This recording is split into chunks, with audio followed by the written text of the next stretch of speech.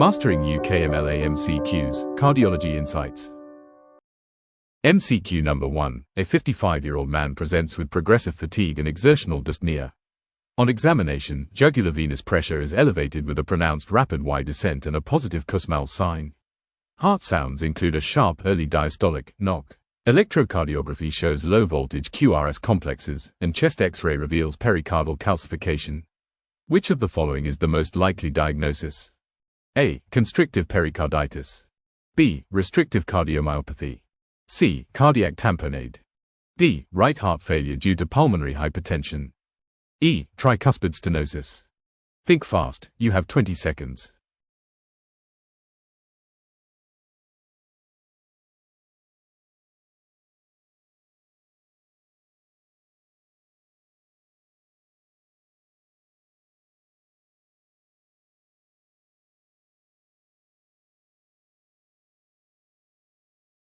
The correct answer is A. Constrictive pericarditis. Explanation for correct answer. The most likely diagnosis in this 55-year-old man is constrictive pericarditis. This condition results from chronic inflammation and scarring of the pericardium, leading to rigid, non-compliant pericardial layers that impair normal diastolic filling of the heart. Key features supporting constrictive pericarditis: progressive fatigue and exertional dyspnea, due to reduced cardiac output caused by impaired ventricular filling. Positive Kussmaul sign, paradoxical rise in JVP with inspiration, characteristic of constrictive physiology. Elevated jugular venous pressure, JVP, with rapid Y descent, a hallmark of constrictive pericarditis. The rapid Y descent reflects abrupt emptying of the right atrium into a non-compliant ventricle. Low voltage QRS on ECG may result from pericardial thickening or fibrosis. Pericardial calcification on chest X-ray strongly suggests chronic pericardial disease. Early diastolic, pericardial knock, a high-pitched heart sound in early diastole caused by sudden cessation of ventricular filling.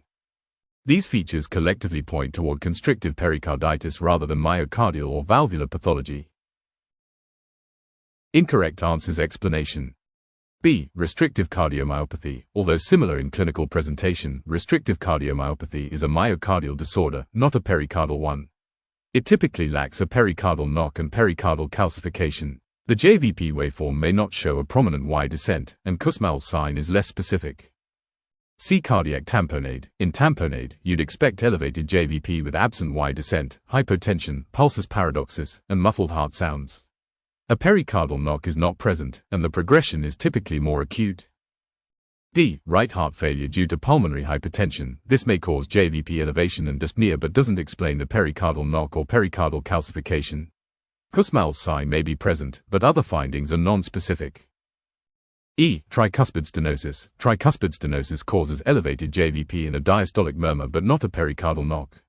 It's also a rare condition, typically secondary to rheumatic disease, and wouldn't explain pericardial calcification or low-voltage QRS. MCQ number 2. A 45-year-old man attends clinic after 2 episodes of syncope occurring at night. He has no chest pain or dyspnea. Family history reveals a brother who died suddenly aged 38.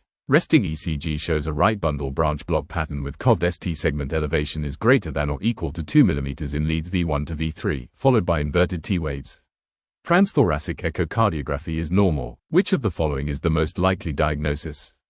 A. Arrhythmogenic right ventricular cardiomyopathy, ARVC. B. Acute pericarditis. C. Brugada syndrome. D. Early repolarization. E. Left ventricular hypertrophy. Think fast, you have 20 seconds.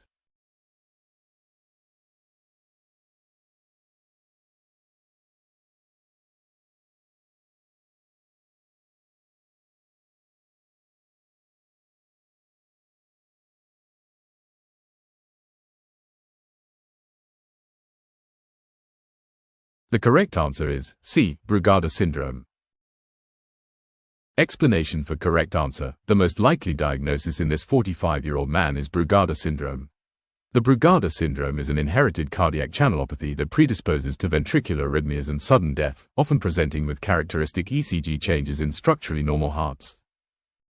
Key features supporting the Brugada syndrome: COVD ST segment elevation is greater than or equal to 2 mm in V1 to V3, the hallmark type 1 Brugada ECG pattern, with a COVD morphology followed by inverted T waves.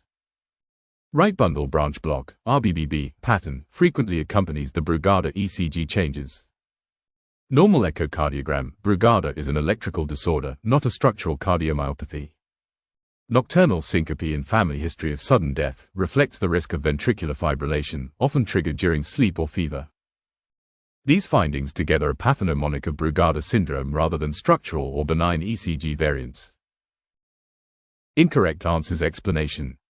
A. Arrhythmogenic right ventricular cardiomyopathy, ARVC, characterized by epsilon waves and T-wave inversion in V1 to V3, plus structural changes, RV dilation or wall motion abnormalities, on imaging. A normal echo excludes ARVC. B. Acute pericarditis, presents with diffuse, concave ST segment elevation and PR segment depression across multiple leads. There is no RBBB pattern or family history of sudden death. D. Early repolarization, shows concave, smiley, ST segment elevation in lateral leads, V4 to V6, without RBBB morphology or T-wave inversion. It is a benign variant, not associated with syncope or sudden death. E. Left ventricular hypertrophy, LVH, manifests as high-voltage QRS complexes with strain patterns, ST depression and T-wave inversion in lateral leads, and increased wall thickness on echo. It does not produce COVD ST elevations in right precordial leads. Want to excel in UKMLA cardiology? Subscribe to our expertly designed UKMLA question bank with clear clinical rationales. Your pathway to UKMLA success starts here. Contact now.